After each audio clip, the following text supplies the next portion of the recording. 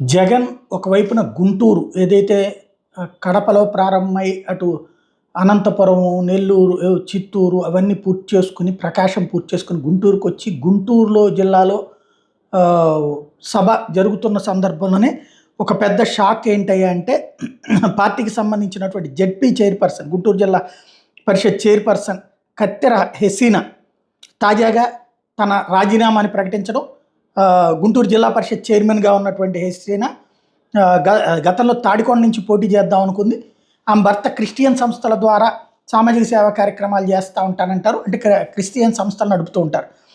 తాజాగా అసంతృప్త వైఎస్ఆర్ కాంగ్రెస్ పార్టీని వీడుతోంది. ఆవిడ రాజీనామాని ప్రకటించేసింది.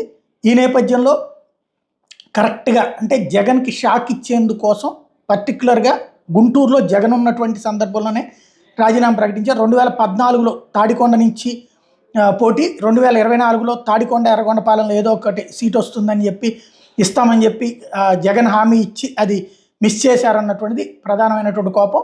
ఈ నేపథ్యంలో దానికి ఇట్లాగా ఎవరికి ఇవ్వట్లేదు అంటే కర్నూలు, గుంటూరు మేయర్ పదవి ఉన్నటువంటి వాళ్ళకి ఎంపీ కానీ ఎమ్మెల్యే టికెట్ కానీ ఇవ్వలేదా, మాకెందుకు ఇయ్యరు అంటూ ప్రశ్నిస్తూ ఆవిడ ఇప్పుడు తాజాగా రాజీనామా చేయడం అన్నటువంటి కీలక పరిణామం.